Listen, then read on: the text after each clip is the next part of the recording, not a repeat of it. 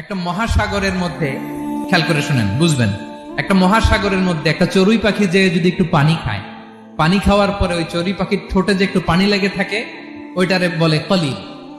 আল্লাহ বলে মহাসাগর থেকে পানি খাওয়ার কারণে চড়ুই পাখির ঠোঁটে যে একটু পানি লেগে আছে, এই পানিটা হচ্ছে তোমরা পৃথিবীতে যারা আছো সবার জ্ঞান, সবাই মিলে এতটুকু জ্ঞান, আর পুরো মহাসাগরের পানি হচ্ছে আমি আল্লাহর জ্ঞান। তাহলে আপনার জ্ঞান তো অনেক বেশি।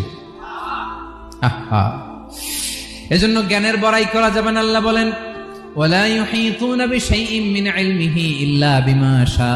আল্লাহ যতটুকু জানান ততটুকুই আমরা জানি, তিনি যে কত জানেন আমাদের কোনো ধারণা নাই, ঠিক কিনা বলেন? একটা মহাসাগরের মধ্যে, খেয়াল করে শুনেন বুঝবেন, একটা মহাসাগরের মধ্যে একটা চড়ুই পাখি যে যদি একটু পানি খায়, পানি খাওয়ার পরে ওই চড়ুই পাখির ঠোঁটে যে একটু পানি লেগে থাকে ওইটারে বলে কলিল। আল্লাহ বলে মহাসাগর থেকে পানি খাওয়ার